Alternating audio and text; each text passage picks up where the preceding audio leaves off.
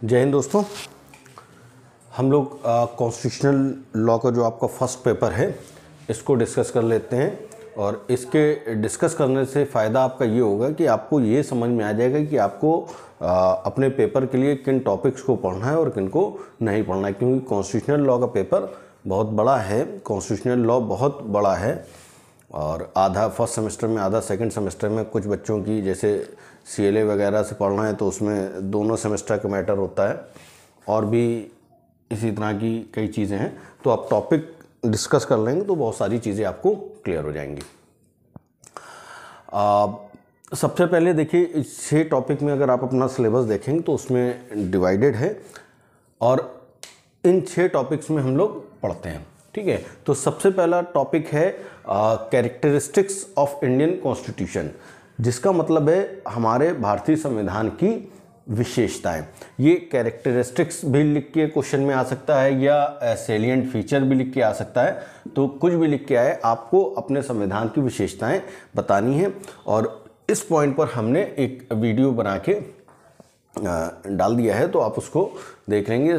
और अगर इस क्वेश्चन को ही ठीक से समझ लेंगे तो बहुत सारी चीज़ें आपकी आसान हो जाएंगी।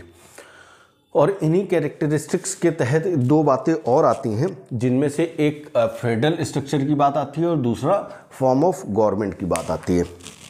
अब हमको ये समझना है कि फेडरल स्ट्रक्चर होता क्या है और इसका मतलब क्या है। तो देखिए, फेडरल स्ट्रक्चर का मतलब ये है कि बेसिकली जो भी कॉन्स्टिट्यूशन है या जो भी दुनिया भर के देश हैं वो 2 पैटर्न पे जनरली काम कर रहे हैं।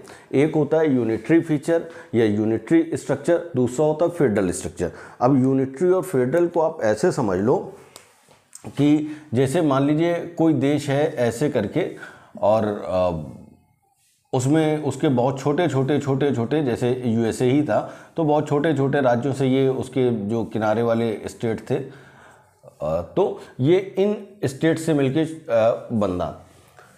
तो अब क्या हुआ कि ये एक अलग स्टेट है, ये एक अलग स्टेट, ये अलग स्टेट, और इन सब ने मिलके एक अपने आप को यूनाइटेड स्टेट ऑफ अमेरिका के रूप में फॉर्म किया। और उसके तहत हुआ ये कि 2 तरह की सरकारें, 2 तरह की संप्रभु शक्तियों की बात हुई। एक तो ये जो पहले से स्टेट थे, एक इनके पास, और एक इन सबसे मिलकर जो बनी वो यहाँ पे सेंटर में। ठीक है, तो अब इसका फेडरल स्ट्रक्चर का मतलब ये होता है कि यहाँ के जो ये राज्य हैं, जो सरकारें हैं, ये अपने क्षेत्र में जो इनको स्थानीय मुद्दे होते हैं उन स्थानीय मुद्दों को करने के लिए इनको शक्ति दे दी गई, और जो पूरे इस देश से संबंधित मुद्दे थे उसके लिए एक यूनियन बना दी गई या एक केंद्र में सरकार रख दी गई, और इस तरह से ये फेडरल स्ट्रक्चर बना। इसका मतलब ये हुआ, अब अपने आप भारत में भी देखें तो आप देखते हैं एक केंद्र सरकार होती है और प्रत्येक राज्य में एक राज्य सरकार होती है। तो फेडरल स्ट्रक्चर का मतलब यही होता है कि एक राज्य, एक तरफ राज्य होंगे जो अपनी स्थानीय जो मुद्दे होते हैं उन पे, उनके लिए उनको सक्षम किया जाता है, और दूसरा केंद्र में एक सरकार होती है और जो इन सब से मिलकर बनती है और इस पूरे उस पे काम करती है, तो उसको यूनियन या सेंट्रल कहते हैं, यूनियन गवर्नमेंट कहते हैं। तो अब इसमें फ़र्क क्या होता है कि इसका दूसरा एक फॉर्म होता है जिसको हम कहते हैं यूनियन या यूनिटरी फीचर वाला कॉन्स्टिट्यूशन। तो इसमें क्या होता है कि जितनी पावर होती है सारी केंद्र के पास होती है, और केंद्र जो होता है अगर छोटे छोटे राज्य हैं तो उनको ये पावर डिलीगेट करता है, सौंपता है। तो कहीं ना कहीं यहाँ पे केंद्र ज़्यादा मजबूत होता है, जबकि यहाँ पर केंद्र और राज्यों के बीच में शक्तियों का बंटवारा होता है, और दोनों अपने अपने जो उनका स्फीयर है, जो उनका क्षेत्र है, उनकी टेरिटरी है, वहाँ पे काम करने के लिए स्वतंत्र होते हैं। एक दूसरे के फील्ड में, क्षेत्र में, जुडिक्शन में कोई इंटरफेयर नहीं करता। इस पर हम टॉपिक बनाएंगे तो पूरा डिटेल बनाएंगे, आपको समझाएंगे भी। अभी इतना समझ लेते हैं। फिर इसके बाद में फॉर्म ऑफ गवर्नमेंट हो गई। तो यहाँ पे भी 2 तरह की, इसको आप संघात्मक कह सकते हैं, इसको फेडरल स्ट्रक्चर को संघात्मक कहते हैं, और दूसरी वाली जो होती है उसको एकात्मक कहते हैं। तो एकात्मक का मतलब ये होता है जहाँ पर केंद्र ज़्यादा मजबूत होता है, केंद्र के पास ज़्यादा पावर होती है, केंद्र के पास सारी पावर होती है। और संघात्मक वो होता है जहाँ पर केंद्र और राज्यों के बीच में पावर्स का डिस्ट्रीब्यूशन होता है। ठीक है, ये फिर संघात्मक समझ में आ गया। फिर उसके बाद में फॉर्म ऑफ गवर्नमेंट देखते हैं। एक संसदात्मक होती है जिसको हम पार्लियामेंट्री फॉर्म ऑफ गवर्नमेंट कहते हैं। दूसरी होती है राष्ट्रपति शासन प्रणाली जिसको प्रेसिडेंशियल फॉर्म ऑफ गवर्नमेंट कहते हैं। तो सरकार के जो प्रकार हैं उसमें भी दो तरह के हैं जनरली, एक पार्लियामेंट्री फॉर्म ऑफ गवर्नमेंट और एक होती है प्रेसिडेंशियल फॉर्म ऑफ गवर्नमेंट। अपने भारत में, ठीक है, इंडिया में और जो आपका ब्रिटेन है, इंग्लैंड है, इसमें पार्लियामेंट्री फॉर्म ऑफ गवर्नमेंट की बात है। और जो यूएसए वगैरह है, यूएसए में प्रेसिडेंशियल फॉर्म ऑफ गवर्नमेंट होती है। आपने देखा वहाँ राष्ट्रपति के चुनाव की चर्चा होती है और हमारे यहाँ प्राइम मिनिस्टर ज़्यादा पावरफुल होते हैं, ज़्यादा पावर उनके पास होती है और इस तरह की सरकारों को संसदीय कहा जाता है। हम उस पर भी डिस्कशन करेंगे, लेकिन अभी आसान केवल सिलेबस समझ रहे हैं। फिर इसके बाद में यूनियन पार्लियामेंट की बात आती है। यूनियन पार्लियामेंट से रिलेटेड प्रोविज़न जो हैं आपके 79 में बताए गए। और पूरा पार्लियामेंट के अंतर्गत, पार्लियामेंट किससे मिलके बनती है? तो पार्लियामेंट मिलके बनती है राज्यसभा, लोकसभा और प्रेसिडेंट महोदय से मिलके। ठीक है, तो 79 में राज्यसभा और लोकसभा और राज्यसभा से मिलकर पार्लियामेंट के गठन की बात की गई है। अब हम लोगों को इसमें क्या क्या पढ़ना होगा? हमको राज्यसभा के बारे में भी पढ़ना होगा, लोकसभा के बारे में भी पढ़ना होगा और प्रेसिडेंट महोदय के बारे में भी पढ़ेंगे। तो प्रेसिडेंट महोदय तो एग्जीक्यूटिव भी आते हैं। अच्छा, तो हमको यहाँ पे लोकसभा, राज्यसभा, लोकसभा के बारे में पढ़ना है। ये भी पढ़ना है कि राज्यसभा की क्या पावर है या उसकी क्या शक्तियाँ होती हैं, लोकसभा का क्या रोल है और इनके प्रिसाइडिंग ऑफिसर्स कौन होते हैं, इनके सदन जो हाउसेज होते हैं। आप सुनते हो अक्सर कि सत्र शुरू होने वाला है, तो सत्र कैसे शुरू होंगे, कब ख़त्म होंगे, प्रेसिडेंट महोदय कब सत्र बुलाएंगे, कब तक लोकसभा रहती, राज्यसभा का कार्यकाल कितना होता है, लोकसभा का कितना होता है, ये सारी चीज़ें देखेंगे। कौन सा हाउस डिसॉल्व होता है, विघटन होता है, किसका नहीं होता, ये सारी चीज़ें। ठीक है, तो इसके बाद में क्या है, ऑर्गेनाइजेशन। तो हमने ये जो पार्लियामेंट का ऑर्गेनाइजेशन यानी गठन है, इसको हमने समझ लिया। फिर इसके बाद में प्रोसीजर की बात की जा रही है, प्रोसीजर रिगार्डिंग इनेक्टमेंट। संसद का सबसे महत्वपूर्ण कार्य होता है कानूनों को बनाना। तो ये क्या है, कानूनों को बनाने से रिलेटेड जो काम है वो प्रोसीजर रिगार्डिंग इनेक्टमेंट के तहत आएगा। और इसमें पूरी प्रक्रिया जो है आपका 107 से लेके 118-19 तक में बेसिकली दी गई है, प्रोसीजर वगैरह की प्रक्रिया क्या होगी। फिर उसके बाद में पार्लियामेंट्री प्रिविलेज। पार्लियामेंट्री प्रिविलेज का मतलब ये होता है कि जो संसद है उसको बहुत सारी विशेषाधिकार दिए गए हैं। और विशेषाधिकार दिए जाने का कारण ये है ताकि संसद के जो सदस्य हैं वो संसद के अंदर जनता के मुद्दों को उठा सकें, बिना डर अपनी बात कह सकें, उनको बोलने पर कोई रोक नहीं होनी चाहिए। इसलिए पार्लियामेंट्री प्रिविलेज की बात की गई है। और अगर कोई इस प्रिविलेज का वायलेशन करता है तो उसको पनिश भी करने की पावर पार्लियामेंट को होती है। अभी हाल में ही हमको लगता है 15-20 दिन हुए हैं, आपने पढ़ा होगा यूपी विधानसभा ने कुछ पुलिस वालों को दंडित किया है, पुलिस ऑफिसर्स को दंडित किया है। वो इसलिए किया क्योंकि उन्होंने एक विधायक जी हैं सलील विष्णु जी, उनको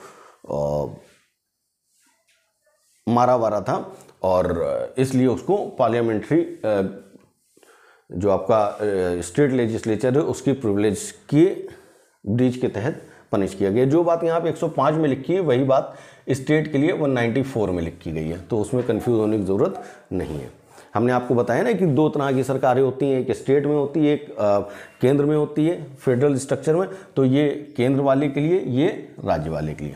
ठीक है, चलिए फिर आते हैं यूनियन एग्जीक्यूटिव। यूनियन एग्जीक्यूटिव का मतलब होता है कार्यपालिका। और कार्यपालिका से रिलेटेड प्रोविज़न आपके 52 से लेके 78 तक में सारे प्रोविज़न दिए गए हैं। और इसके अंतर्गत क्या क्या आएगा, इसके अंतर्गत प्रेसिडेंट महोदय भी आते हैं, इसके अंतर्गत प्राइम मिनिस्टर महोदय भी आते हैं, प्राइम मिनिस्टर भी आते हैं, उनकी कैबिनेट भी आती है, अभी नीचे भी टॉपिक है। तो ये 74 और 75 बेसिकली इम्पॉर्टेंट आर्टिकल हैं जिसके तहत प्राइम मिनिस्टर और उनकी कैबिनेट की बात की गई। 74 में ये बताया कि भाई प्रेसिडेंट महोदय चूँकि नॉमिनल हेड होते हैं, नाम मात्र के प्रधान होते हैं, रियल पावर प्राइम मिनिस्टर और उनकी कैबिनेट के पास होती है। तो आर्टिकल 74 में लिखा है कि भाई प्राइम मिनिस्टर जी को प्रेसिडेंट महोदय को सलाह और सहायता यानी कि एड एंड एडवाइस करने के लिए काउंसिल ऑफ मिनिस्टर होगी जिसके हेड जो हैं प्राइम मिनिस्टर होंगे। और ये जो प्रेसिडेंट महोदय हैं ये ऐसी सलाह और सहायता के हिसाब से ही काम करेंगे। इसीलिए ये बात निकल के आती है कि प्रेसिडेंट महोदय ज़्यादा पावरफुल हैं या प्राइम मिनिस्टर महोदय ज़्यादा पावरफुल हैं, क्योंकि प्रोविज़न ये है कि प्रेसिडेंट महोदय हमेशा प्राइम मिनिस्टर और उनकी कैबिनेट यानी कि उनकी मंत्रिपरिषद की सलाह पर ही काम करेंगे, इसलिए प्राइम मिनिस्टर ज़्यादा पावरफुल हो जाते हैं। ठीक है, ऑर्डिनेंस मेकिंग पावर 123 में बताई गई है। होता ये है कि बेसिकली जो कानून बनाने का काम है वो होता है पार्लियामेंट का, हमने आपको यहाँ पे बताया। तो पार्लियामेंट का कानून बनाने काम होता है। और पार्लियामेंट क्या होता है कि आपने देखा कि अक्सर आप सुनते हो कि भाई सेशन शुरू होने वाला है, सेशन चल रहा है। तो सेशन का मतलब ये होता है कि जब पार्लियामेंट के दोनों हाउस सदन में बैठे होते हैं और कानून बनते हैं। तो कानून बनने का तरीका ये होता है कि कोई भी बिल, मतलब कोई भी अगर कानून बनना है तो कानून बनने से पहले का जो प्रोसेस होता है और जिस फॉर्मेट में उसको सदन में पेश किया जाता है, मान लीजिए लोकसभा है और ये राज्यसभा है, इसमें पेश किया जाएगा। तो अगर मान लीजिए लोकसभा में पेश किया जाएगा तो इसको बिल कहेंगे। ठीक है, और जब यहाँ से पास हो जाता है फिर उसके बाद में राज्यसभा में आएगा, फिर यहाँ से भी जब पास हो जाएगा तो प्रेसिडेंट महोदय के पास आएगा, वो साइन कर देंगे, कानून बन जाता है। होता यह है कि अगर कभी ऐसी स्थिति हो कि संसद का कोई सदन ना चल रहा हो, क्योंकि कानून तभी बनेगा जब दोनों सदन चल रहे हों, और कानून बनाना देश हित में बहुत ज़रूरी हो जाए, तो उस स्थिति में क्या होता है, उस स्थिति में प्रेसिडेंट महोदय के पास पावर है कि वो ऑर्डिनेंस जारी कर सकते हैं। और ऑर्डिनेंस जारी करने का मतलब ये होता है कि इस जो प्रेसिडेंट महोदय ऑर्डिनेंस जारी करते हैं इसका बिल्कुल सेम इफेक्ट होता है, वही प्रभाव होता है जो पार्लियामेंट द्वारा बनाए गए कानून का होता है। फिर चूंकि इमरजेंसी या कह लें कि कुछ जब ये पार्लियामेंट नहीं चल रही थी इस वजह से ये ऑर्डिनेंस जारी किया गया है। तो जब पार्लियामेंट चलने लगती है तो फिर इसको यहाँ से कानून बना के पास करवा लिया जाता है। ठीक है, तो ऑर्डिनेंस मेकिंग पावर आपकी प्रेसिडेंट महोदय की समझ में आ गई आपको। फिर हमने आपको बताया प्राइम मिनिस्टर और उनकी कैबिनेट के बारे में, आर्टिकल 74 में बताया गया है और 75 में बताया गया कि प्रेसिडेंट महोदय जो हैं वो प्राइम मिनिस्टर और उनकी कैबिनेट को अपॉइंट करते हैं, मंत्रिपरिषद को, मंत्रियों को शपथ दिलाते हैं, मतलब अपॉइंट करते हैं। और इसी 75 के क्लॉज 3 में बताया गया है कि जो ये प्राइम मिनिस्टर और उनकी कैबिनेट जो एक तरह से एक्चुअल कार्यपालिका है वो लोकसभा के प्रति उत्तरदायी होगी। यानी कि प्राइम मिनिस्टर किसके लिए रिस्पॉन्सिबल होंगे, लोकसभा के लिए होंगे। और इस लोकसभा के लिए उत्तरदायी होने का मतलब ये है कि लोकसभा जो होती है वो जनता द्वारा सीधे चुनी जाती है। तो इसका मतलब ये भी है कि जिस दल को या जिस भी व्यक्ति को इस लोकसभा में मेजॉरिटी मिली होगी वो अपनी सरकार बना सकते हैं और चला सकते हैं। अगर उनका मेजॉरिटी ख़त्म हो जाएगा तो फिर उनको छोड़ना भी पड़ेगा। इसीलिए इसका मतलब ये होता है कि लोकसभा के प्रति उत्तरदायी है। और यहाँ पे जो भी पॉलिसी आपको बनानी है, जो भी फैसले देने हैं, सबका डिस्कशन यहाँ पे लोकसभा में होगा और यहाँ से पास भी कराना पड़ेगा। तो इसलिए लोकसभा के प्रति उत्तरदायी होते हैं, ऐसा कहा जाता है। प्राइम मिनिस्टर उनकी कैबिनेट होगी और ये आपने देखा ही है कि क्या प्राइम मिनिस्टर रियल हेड है या प्रेसिडेंट रियल हेड है। ठीक है, फिर उसके बाद में अगला टॉपिक है डिस्ट्रीब्यूशन ऑफ लेजिस्लेटिव पावर। और लेजिस्लेटिव पावर का मतलब ये है कि जब आपको बताते हैं कि फेडरल स्ट्रक्चर है, एक तरफ यूनियन है और दूसरी तरफ स्टेट है, तो यूनियन और स्टेट में पावर का डिस्ट्रीब्यूशन भी होता है। पावर का डिस्ट्रीब्यूशन कहाँ लिखा हुआ है? आपका जो 7th शेड्यूल है, 7 शेड्यूल है, 7वीं अनुसूची, उसमें 3 तरह की लिस्ट बनाई गई हैं और इन लिस्ट में बताया गया है कि कौन सी पावर किसके पास होगी। इस 7 शेड्यूल में 3 लिस्ट हैं, एक यूनियन लिस्ट है, एक स्टेट लिस्ट है और एक जो है कंकरेंट लिस्ट है। यूनियन लिस्ट को संघ सूची कहते हैं, स्टेट लिस्ट को राज्य सूची कहते हैं और जो आपका कंकरेंट लिस्ट होती है इसको समवर्ती सूची कहते हैं। तो होता क्या है, इस शेड्यूल या सूची के तहत ये बता दिया गया है कि यूनियन पार्लियामेंट जो है वो किन विषयों पे कानून बना सकती है, स्टेट का लेजिस्लेचर जो है वो किन विषयों पर कानून बनाएगा और वो कौन से सब्जेक्ट मैटर हैं जिन पर दोनों ही मिलकर कानून बना सकते हैं। तो जाहिर सी बात है कि यूनियन लिस्ट पे पार्लियामेंट कानून बनाती है, स्टेट लिस्ट पर स्टेट लेजिस्लेचर कानून बनाता है, स्टेट की जो विधानसभा विधायिका होती है वो कानून बनाती है और कंकरेंट लिस्ट पे दोनों ही कानून बना सकते हैं। और इसी से रिलेटेड सारे प्रोविजन इस 245 से लेके 255 तक में रखे गए हैं।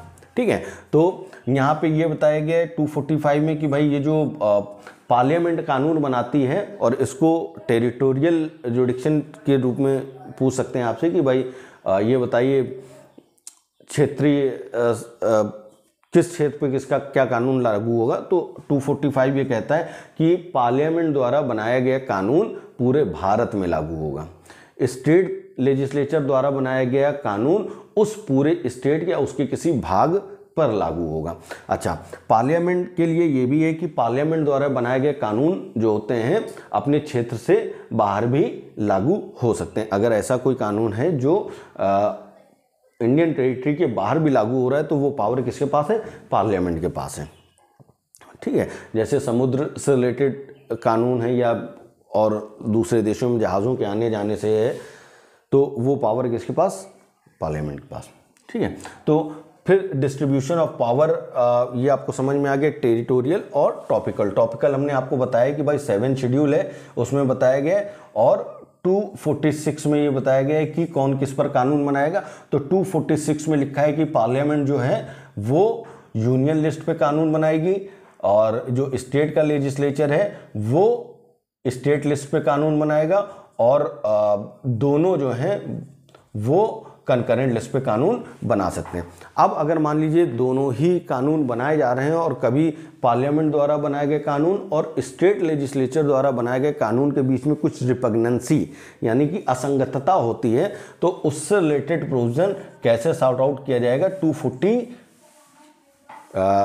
254 में बताया गया है। ठीक है, और इसी रिपग्नेंसी या असंगतता जो पार्लियामेंट और स्टेट लेजिस्लेचर ने जो कानून बनाए हैं उसको समाप्त करने के लिए कुछ डॉक्ट्रिन भी बनाए गए हैं।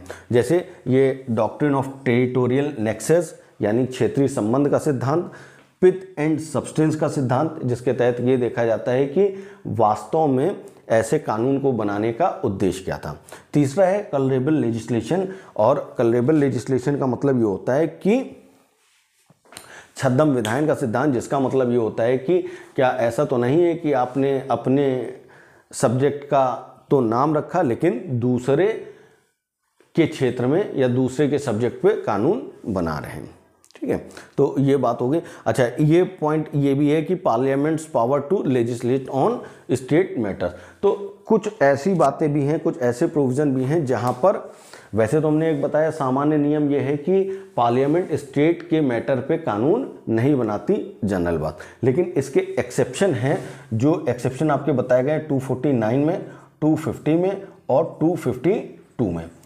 249 में क्या बताया गया कि अगर राज्यसभा, पार्लियामेंट अभी हमने बताई ना, तो लोकसभा और राज्यसभा अगर अपने मेंबर्स के 2/3 मेजॉरिटी से ये एक प्रस्ताव पारित करती है कि किसी स्टेट लिस्ट के मैटर पे पार्लियामेंट को कानून बनाना चाहिए, तब पार्लियामेंट कानून बना सकती है।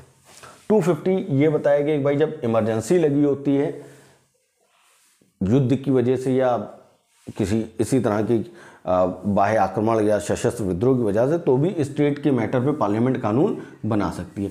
252 क्या कह रहा है? 252 ये कह रहा है कि ये जो आपका होता है, अगर दो स्टेट मिलके ऐसा अपने अपने स्टेट लेजिस्लेचर से प्रस्ताव पास कर दें कि पार्लियामेंट ही किसी विषय पर कानून बना दे, तो पार्लियामेंट उस पर कानून बना देती है। तो आपका ये 5th पॉइंट भी कवर हो गया। देखिए, अगर आप इसी को समझ लेंगे तो आपको पेपर बहुत आसान हो जाएगा। अच्छा, फिर क्या है 6th, emergency provision. Emergency provision ये अभी 352 में हमने आपको बताया कि 352 में इमरजेंसी डिक्लेयर की जाती। कब डिक्लेयर की जाती? जब युद्ध की स्थिति हो, या बाह्य आक्रमण हो रहा हो, या सशस्त्र विद्रोह की स्थिति हो, तब इमरजेंसी डिक्लेयर की जाती है। प्रेसिडेंट रूल कब होता है? जब राज्यों की सरकारें संविधान के हिसाब से काम करना बंद कर देती हैं या संविधान के हिसाब से नहीं चल पाती हैं, तो प्रेसिडेंट महोदय को पावर है कि वो स्टेट की सरकारों को एक तरह से भंग करके पावर अपने पास ले ले, ताकि राज्य को संविधान के हिसाब से चलाया जा सके। फिर ये प्रोविजन का है 356 में है। फिर उसके बाद में फाइनेंशियल इमरजेंसी की बात है, 360 में है। ऐसी नौबत नहीं आई अभी तक, और ना ही आए तो अच्छी बात, ठीक है। लेकिन एक बार संभावना बन गई थी शायद 1991 में, ऐसा कहा जाता है, ठीक है। तो ये टॉपिक आपका है। हम कोशिश करेंगे कि एक एक पॉइंट करके एक एक जो भी टॉपिक है हम पूरा कवर करा दें वीडियो के माध्यम से। आपके हमने पढ़ाया सब है, ऐसा कोई टॉपिक नहीं जो नहीं पढ़ाया हो, लेकिन फिर भी आसान हो जाएगा, एक रिवीजन हो जाएगा आपका। तो इस पर एक वीडियो बना चुके हैं, बाकी हम कर देंगे, ठीक है। Thank you.